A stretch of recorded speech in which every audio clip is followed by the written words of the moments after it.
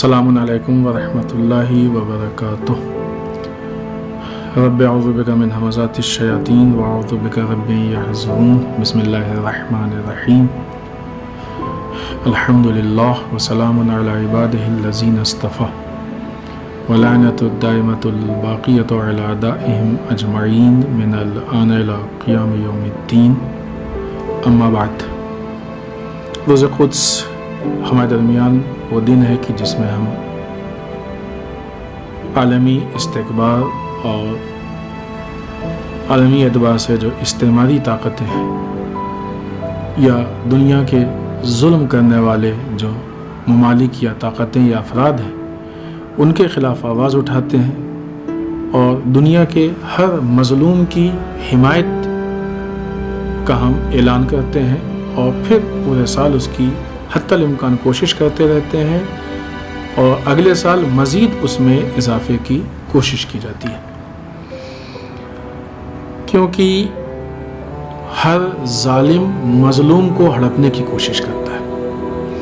आज दुनिया में जो एक जुल्म का सिस्टम चल रहा है, ये जुल्म का सिस्टम इसकी जड़ें इज़राइल में, इसकी बुनियाद इज़राइल में, और यही वजह है कि वो लोग कि जो जुल्म के ख़िलाफ़ आवाज़ उठाते हैं, जो मसलन ISIS के ख़िलाफ़ बोलते हैं, तालिबान के ख़िलाफ़ बोलते हैं, अल-कायदा के ख़िलाफ़ बोलते हैं, और उसके बावजूद वो कभी अमेरिका की चापलूसी करते हैं, कभी इज़राइल की चापलूसी करते हैं, तो हमको उनकी बातें झूठ लगती हैं कि तुम पेड़ से पत्ते तोड़ रहे हो और जड़ में पानी दे रहे हो। अगर तुम वाकई आतंकवाद के ख़िलाफ़ हो तो तुमको अमेरिका के ख़िलाफ़ होना चाहिए, तुमको इज़राइल के ख़िलाफ़ होना चाहिए, क्योंकि इनका जो सिस्टम है, जो इनकी पॉलिसी है, वो पॉलिसी ही जुल्म की बुनियाद पे। आज इस गुफ्तगू को हम इस पहलू से आपकी खिदमत में पेश करेंगे कि दुनिया में जो इल्यूमिनाटी, जिसके बारे में लोग जानते हैं कि इल्यूमिनाटी अगरचे इसका वजूद इटली में हुआ है, ये वजूद में इटली में आई है, लेकिन ये वो तंजीम है कि जो पूरी दुनिया पे कब्ज़ा करना चाहती है, और उस पूरी दुनिया पे कब्ज़ा करने के लिए इसने दुनिया के ज़िंदा शोबों पे अच्छा खासा कब्ज़ा कर लिया है। इकनॉमिकल सिस्टम पे आज दुनिया के इकनॉमिकल सिस्टम पे अच्छा खासा कब्ज़ा किया। आज इन्होंने एजुकेशन पे कब्ज़ा किया है, यानी जिस एजुकेशन के ज़रिए से लोगों की फ़िक्रों को ज़ाया किया, ताकि लोगों की फ़िक्र ही ऐसी हो कि जो इनके जुल्म को सही समझे, इनके जुल्म के मुकाबले में ना। ये बाकायदा एक पूरी पॉलिसी इल्यूमिनाटी की, लोगों की तरबियत ऐसी हो कि जो गलत को गलत समझे ही ना, हमेशा गलत के ही फेवर में आ जाए। आज देखें दुनिया में कितने लोग हैं कि जो जुल्म के खिलाफ आवाज़ उठाते हैं या उसको समझने की। कितने लोगों ने सवाल किया कि ये दाइश के पास, ISIS के पास इतने सारे असलहे कहाँ से आए? इनके पास अपनी फैक्ट्री तो नहीं है, मुसलमान ममालिक के पास फैक्ट्री नहीं है, तो अगर मुसलमान आतंकवादी है तो ये असलहे देने वाला किस कैटेगरी में जाता है? इसको क्यों नहीं आतंकवादी कहा? कितने लोगों ने सवाल किया। इनके पास इतना बजट कहाँ से आया, इनके पास इतनी ट्रेनिंग कहाँ से आई, किसने इनको बनाया? क्यों? इसलिए कि फिक्री एजुकेशन के ज़रिए से फिक्री तरबियत इल्यूमिनाटी ने ऐसी की है कि लोग उसके दायरे के बाहर सोचने और समझने ही ना पाए। मेडिकल पे इनका कब्जा है। इस तरह के जितने भी जिंदा शोबे हैं, सारे जिंदा शोबों पे, मीडिया पे इनका कब्जा है, सारे जिंदा शोबों पे कब्जा करके और दुनिया को एक अपने हिसाब से लेके चल रहे हैं। और आज जो तकरीबन कह सकते हैं कि मरकज़ और जो इस इल्यूमिनाटी के ख्वाब को पूरा करने और के लिए सबसे मेन जगह जो है वो यही ज़ायोनिज़्म का सेंटर इज़राइल है, कि जो कि फ़िलिस्तीन की जगह पे गासिबाना कब्ज़ा करके बना हुआ है। इज़राइल का भी यही मकसद है कि पूरी दुनिया पे कब्ज़ा करना है, पूरी दुनिया पे एक सेंट्रलाइज हुकूमत होनी है और हुकूमत का सेंटर वहीं पे होना है। और सेंटर के लिए भी उन्होंने जगह मुअय्यन की है कि बैतुल मुक़द्दस को तोड़ के माबद सुलेमानी बनाएंगे बैतुल मुक़द्दस की जगह पे, इसीलिए वहाँ पे कब्ज़ा कर रहे हैं। सेंचुरी डील उसी की है। अभी सेंचुरी डील के लिए भी हम थोड़ी सी गुफ्तगू आपकी खिदमत में पेश कर रहे हैं। लिहाजा इज़राइल के झंडे को आप देखिए कि इज़राइल के झंडे में जो उसका जो स्टार है 6 गोशों वाला, उसके दोनों तरफ जो लाइन है, वो लाइन एक नील से फरात तक, यानी पहले स्टेप में हमको यहाँ पे जो है इतने बड़े एरिया में कब्जा करना है, फिर आगे। तो ये जो पूरी दुनिया की एक सेंट्रलाइज हुकूमत, ये यही इल्यूमिनाटी या जिसको हम, और जो दूसरी तंजीमें हैं कि जिनका काम इनके लिए या इनके साथ काम, फ्री मेसन वगैरह काम कर रहे हैं, इनकी निगाह में فکر بھی سیم ہے. اسرائیل دنیا میں لوگوں کو، افراد کو کچھ ان کی نگاہ میں کوئی حیثیت نہیں ہے. یہ ہمارے غلام ہیں، جب تک یہ غلامی کریں تب تک زندہ رہیں. الومناٹی کا یہی کہنا ہے تمہارے ہمارے لیے کوئی حیثیت نہیں ہے، کوئی تمہاری ہماری نگاہ میں ویلیو نہیں ہے. پیدا ہو، ہم جو تم کو بتا رہے ہیں اس حساب سے ایک مخصوص پیکیج ہے جو تم کو ہم دیں گے، جس کو تم تعلیم سمجھو، ہے نہیں وہ ایجوکیشن. کیوں؟ اس لیے کہ اس پیکیج کے ذریعے سے ہم تم کو اپنی غلامی کے لیے آمادہ کریں گے کہ ہماری غلامی کے لائق ہو جاؤ. پھر ہماری غلامی کرو، کمانا شروع کرو، پھر تم ہم سے لون لو، لون میں بندھ جاؤ، پوری زندگی لون ادا کرتے رہو، اور آخر میں یہی دال روٹی کی طرح ایک چکی یا کولو کے بیل کی طرح زندگی کے چاروں طرف گھوم گھوم کے مر کے ختم ہو جاؤ. ختم، تمہاری سے زیادہ کوئی زندگی نہیں.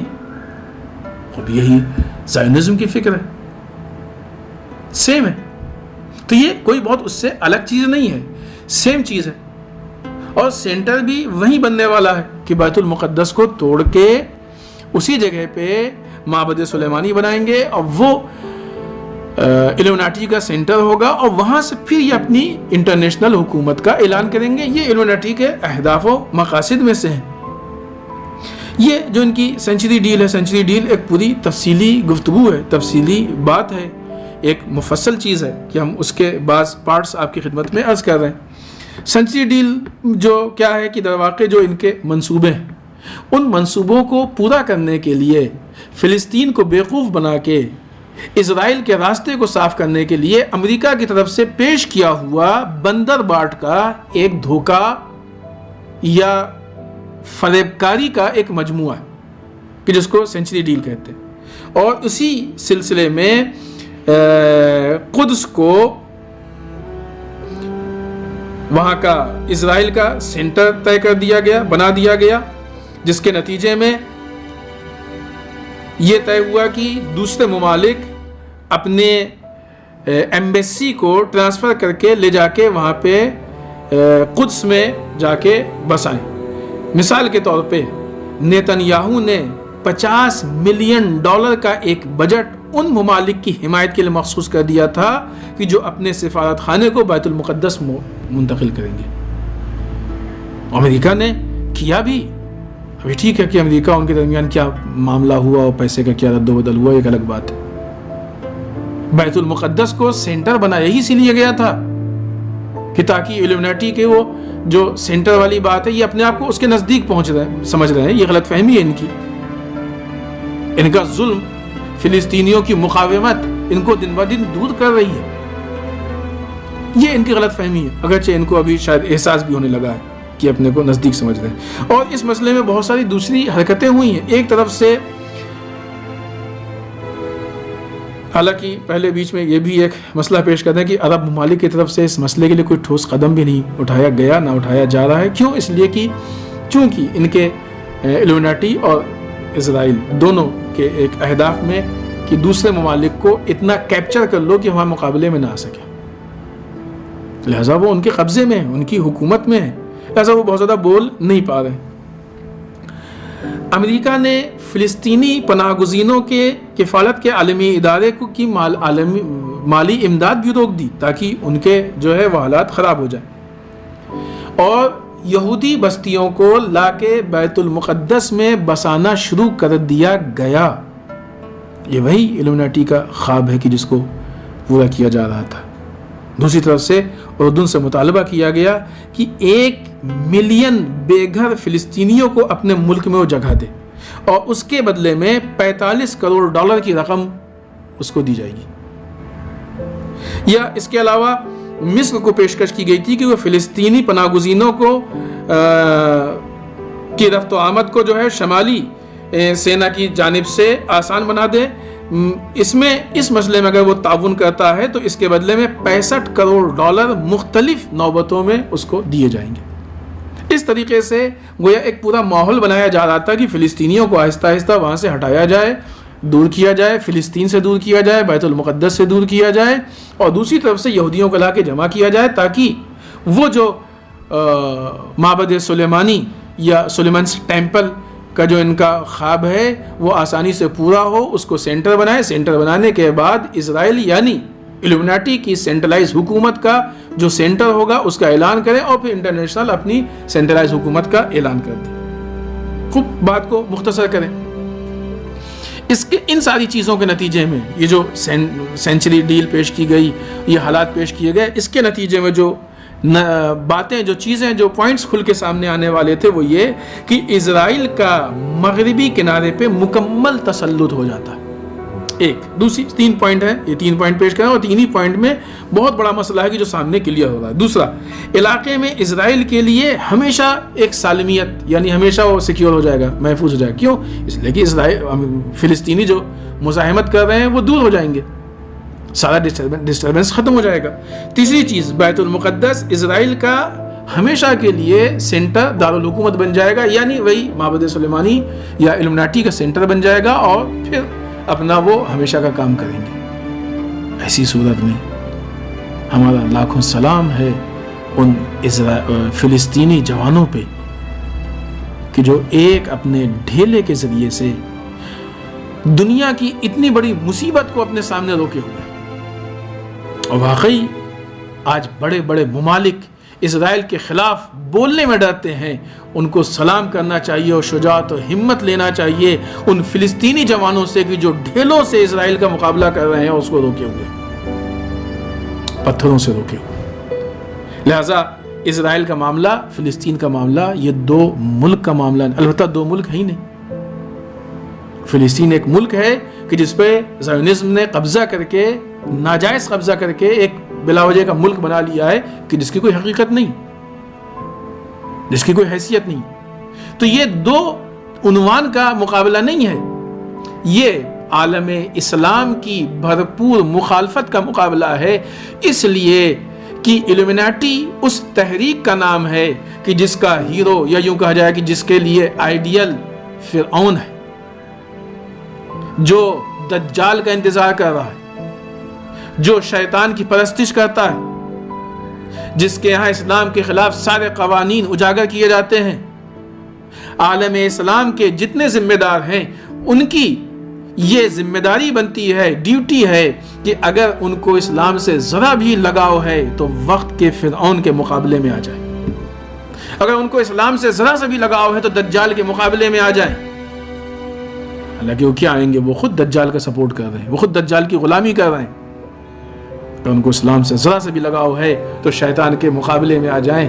اللہ کا نام لینے والے اور اللہ کے گھر کی کمائی اور ٹکڑوں پہ پلنے والے, آج ان کی یہ ذمہ داری ہے کہ وہ شیطان کی عبادت اور شیطان کے خلاف آ کے قدم بڑھائیں تاکہ حد اقل کچھ تو حق ادا کر سکیں.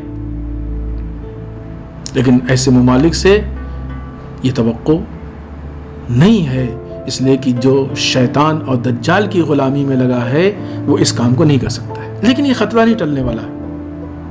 ان لوگوں کے خاموش بیٹھنے سے یا کسی بھی اعتبار سے خطرہ نہیں بیٹھنے والا ہے. ان لوگوں نے اپنے ان پروگرامز اور جو بھی ان کی پلاننگ ہے اس کو پورا کرنے کے لیے ایک اچھا خاصا بجٹ بنایا ہے. اگر ہم اس معاملے کو فلسطین اور اسرائیل کا معاملہ سمجھتے ہیں تو خوب اس کے مقابلے میں فلسطین کے پاس کیا بجٹ ہے, اس کو تو برباد کیا گیا ہے. ان لوگوں نے اس کام کے لیے میڈیا پہ کنٹرول کیا ہے. فلسطین تو اتنا مظلوم ہے کہ اس کے اوپر ظلم ہوتا ہے تو کوئی میڈیا دکھانے کو تیار نہیں ہوتا. ان لوگوں نے ان ساری چیزوں کے لیے بکاؤ ممالک کو خرید لیا. فلسطین کی ہیلپ کے لیے, فلسطین کے ساتھ آواز میں آواز ملانے کے لیے, فلسطین کو صرف لفظی سہارا دینے کے لیے کتنے ملک سامنے آ رہے ہیں. اور ان لوگوں نے اتنا ان ممالک کو اپنے قبضے میں کر لیا ہے کہ نہ یہ کہ کوئی اعتراض, کوئی اف تک نہیں کر رہا ہے.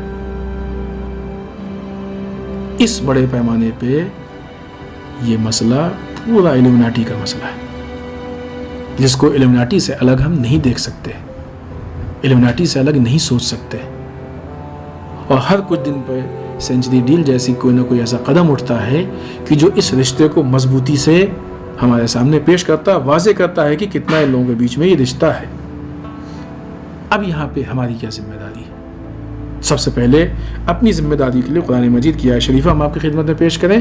بسم اللہ الرحمن الرحیم. هو الذی ارسل رسولہ بالہدی ودین الحق لیظہرہ علی الدین کلہ ولو کرہ المشرکون. وہ اللہ کہ جس نے اپنے رسول کو ہدایت اور دین حق کے ساتھ بھیجا تاکہ یہ دین, یہ سسٹم دوسرے ادیان پہ غالب آ جائے. اور مشرکوں کو ولو یہ کہ مشرکوں کو برا لگے. تو یہ جو سسٹم ہمارے پاس ہے، اس سسٹم کی خاصیت ہے کہ دوسروں پہ غالب آئے گا. ایلومیناٹی کتنا اپنے حساب سے، زائنزم کتنا اپنے حساب سے سسٹم بنا لے، اس کا سسٹم الہی سسٹم کے مقابلے میں ناقص ہے، ہیچ ہے، کچھ نہیں. ہم اپنے سسٹم کو فالو کریں. غلو کرے المشرکون، مشرکوں کو برا لگے گا.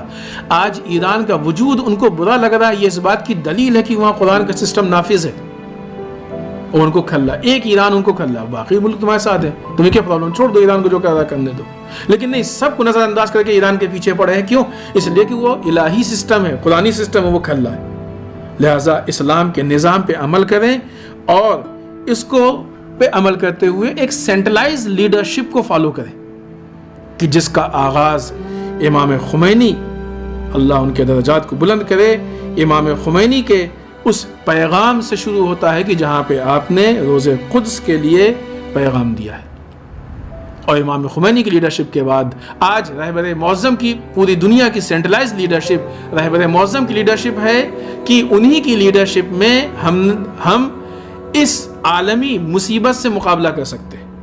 اس عالمی وبا سے، اس عالمی جو ایک آفت ہے، اس سے مقابلہ کر سکتے ہیں اور اس عالمی آفت کو دنیا سے ختم کر سکتے ہیں کہ دنیا والے پرسکون طریقے سے زندگی گزارے. امام خمینی نے اس مصیبت کو تعبیر کیا تھا کہ قدس پہ قبضہ، فلسطین پہ قبضہ ایسے ہی ہے کہ جیسے مسلمانوں کے دل میں خنجر گھونپ دیا گیا ہو. اسرائیل کا وجود مسلمانوں کے لیے ایسے ہی کہ دل میں خنجر گھونپ دیا گیا ہو. خوب جب کسی کے خنجر دل میں گھونپا جاتا ہے تو کیا ہوتا ہے، کیا مراحل ہوتے ہیں. جب تک انسان خنجر کو نہیں نکال دیتا ہے اس کو سکون نہیں ملتا ہے. اور جتنی جلدی ہو سکے خنجر نکالا جاتا ہے اور جتنی جلدی ہو سکے علاج کیا جاتا ہے، ورنہ جب تک خنجر اندر رہے گا تکلیف بھی ہوتی رہے گی اور نقصان میں اضافہ بھی ہوتا رہے گا. اسرائیل کا وجود جب تک فلسطین میں رہے گا مسلمانوں کو تکلیف بھی ہونی چاہیے اور نقصان تو ہو رہا ہے اس کا احساس بھی ہونا چاہیے. اگر مسلمان اس سینٹرلائز لیڈرشپ کے سائے میں اس بڑی آفت اور مصیبت کے مقابلے میں آگے بڑھے گا تو وہ دن نزدیک نہیں کہ جب فلسطینیوں کو اپنا حق ملے گا، فلسطینیوں کو اپنا ملک ملے گا اور فلسطینی اپنے ملک کے بارے میں خود فیصلہ کر لیں گے اور یہ پوری دنیا اس کینسر سے نجات پا جائے گی کہ جو پوری دنیا کو سمیٹ کے اس کا استحصال کرنا چاہتے ہیں. والسلام علیکم ورحمۃ اللہ وبرکاتہ. القدس ہمارا ہے، القدس لنا، القدس لنا.